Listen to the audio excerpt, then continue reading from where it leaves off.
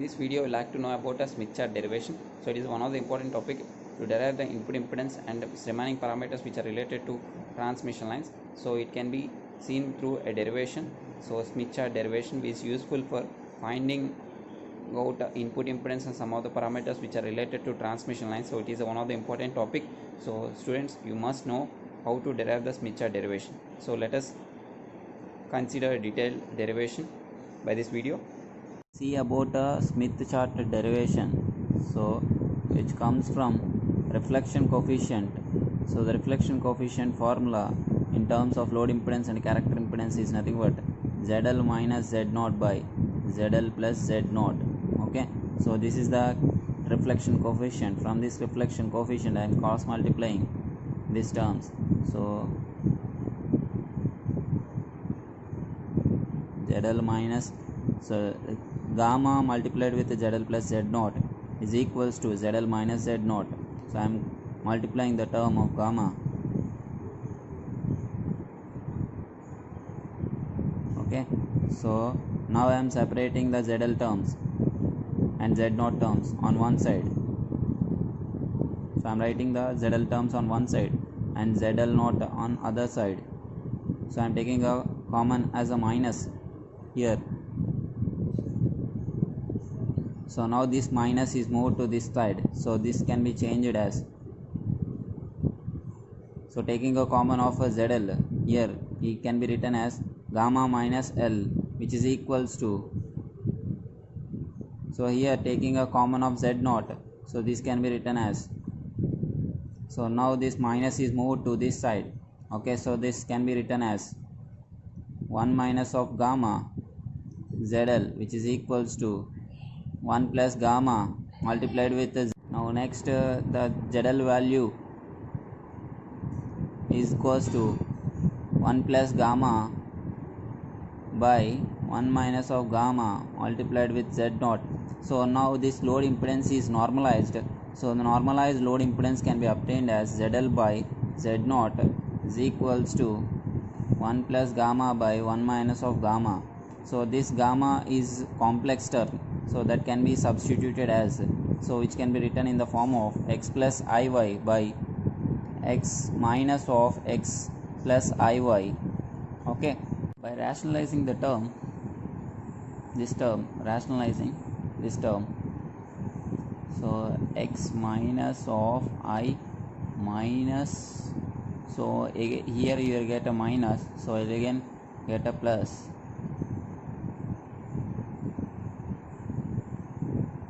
So this can be again written as, so normalized load impedance, which is equals to, so x 1 plus x iy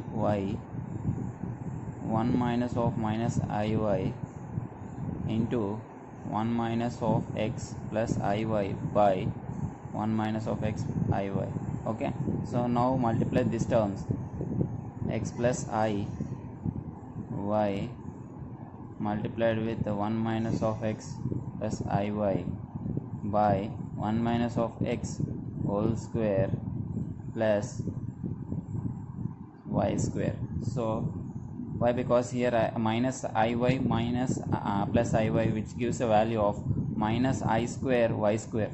So I square is minus 1, so that you will get a denominator as 1 minus of x square plus y square. Okay, now we will see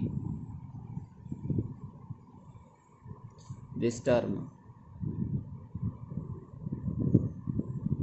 1 plus x plus iy 1 minus of x iy by 1 minus of xi whole square plus y square. So this can be again written as 1 plus x multiplied with 1 minus of xiy plus iy multiplied with 1 minus of x plus iy by 1 minus of x whole square plus y square. So this gives a value, so 1 minus of x whole square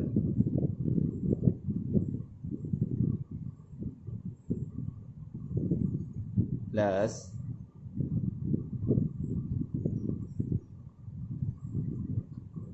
1iy plus xiy, which gives a value here as iy minus 2 minus x iy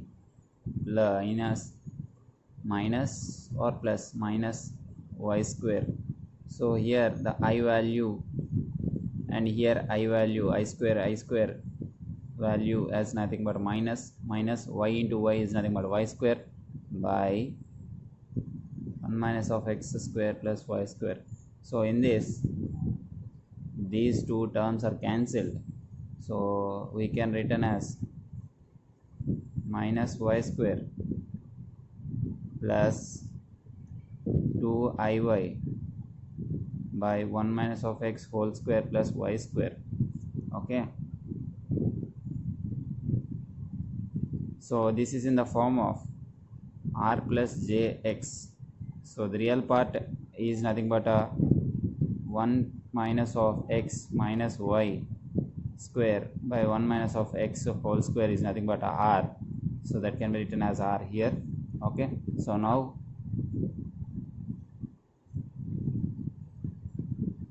and comparing with x, so this is the x value 2iy, so 2y by 1 minus of x whole square plus y square. So this is the x reactance part and this is the resistance part. Okay, so in this normalized load impedance, so this is the resistance part and this is the reactance part. Now by cross multiplying this, now take this r value and cross multiply.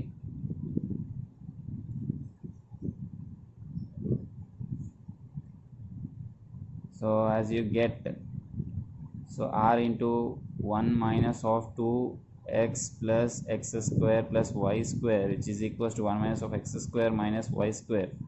Okay, so now multiply with r, so you'll get r minus of 2rx plus x square r plus y square r, so the whole multiplication it is r. Okay, now this value, so this value is moved to this side, so you can write r minus 1 minus 2rx plus, so x square r plus x square plus y square r plus y square is equals to 0.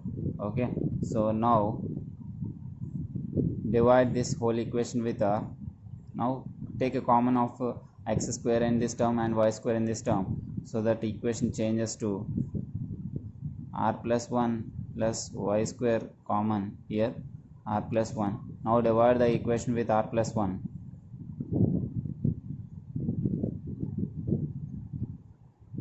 R plus 1 by x square r plus 1 by r plus 1 plus y square r plus 1 by r plus 1 is equals to 0. Here r plus 1 cancel, r plus 1 gets cancelled. After this value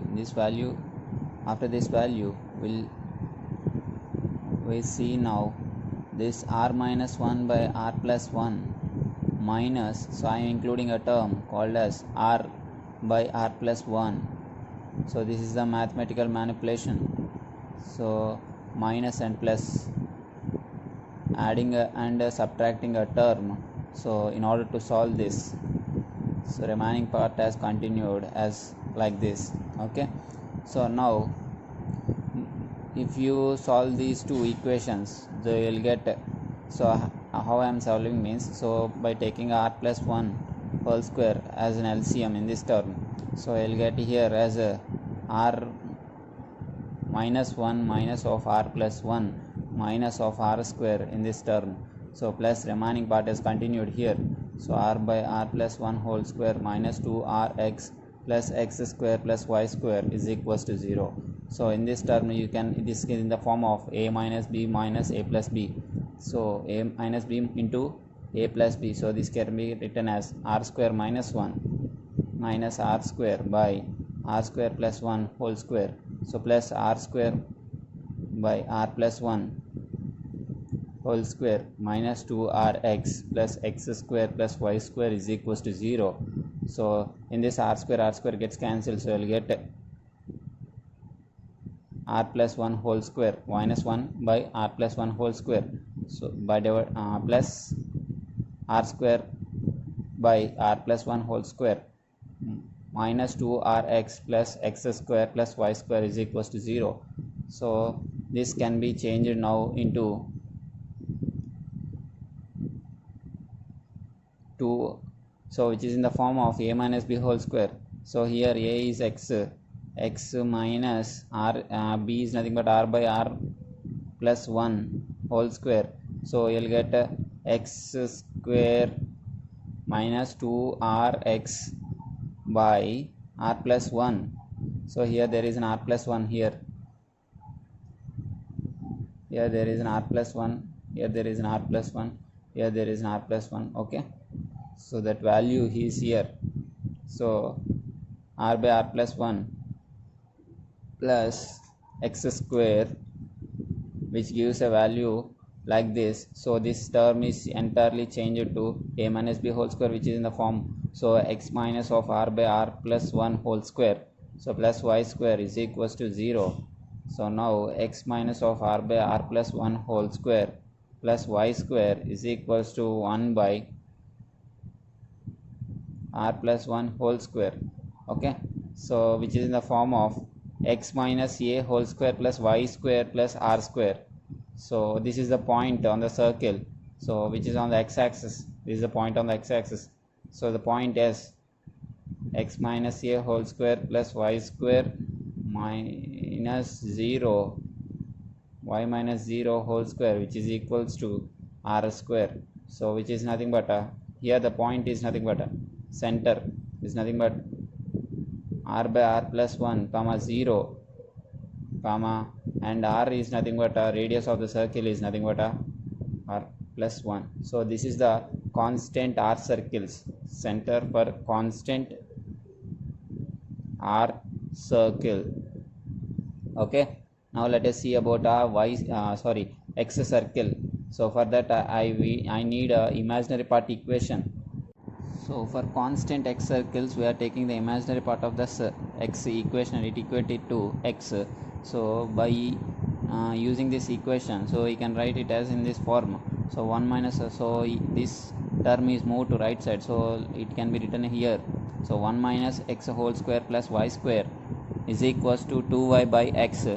Okay, so the 1 minus of x square, x whole square plus y square, so this can be written in terms of here. So you'll get a minus 2y by x. So plus, so I'm manipulating the mathematical manipulation, using a mathematical manipulation here. So by adding and subtracting this term to this equation, so this equation can be written in terms of a minus b whole square. Okay, so that can be again written in by adding 1 by x square and minus 1 by x square to this term, to this particular term, and equate it to 0. So this can be again written as x minus 1 whole square. So any whole square is there, so there is no problem here. X minus 1 whole square plus y, so this can be written as y is the a value here and b is nothing but 1 by x. So a minus of 1 by x whole square can be written as y square minus 2y by x square, x plus 1 by x square. This is the term, and this 1 minus of x square is can be written as 1 by x square. This is in the form of x minus a whole square plus y minus b whole square is equals to r square. So now 1 comma 1 by x is the center of this constant r circle, constant x circle is the constant x circle. So we are dealing for a constant x circle. So and the radius is 1 by x, and the radius is 1 by x. Okay, so by using the constant x circle equation as you got earlier, so which is center, by using a x center, constant r circle center and the radius equation, and a constant r circle radius and equation, we can draw the Smith chart. We substitute r is equals to 1, so this is the radius as value as 1, and this is if you substitute r is equals to 1 in this particular equation, so that value changes to 1. R is equals to 1 means the value is 1 by 2. That means the radius value at the from center point is 1 by 2. It is half of this value, so I'll get the circle like this. And again, if you substitute R is equals to 2, the value will reduce and the circle like this, and this is represents a constant circles which represents the constant R circles. Okay, now in order to draw the X circles, so we have to project it in the, so first you should mark the 1 point. So why? Because the center point has a 1.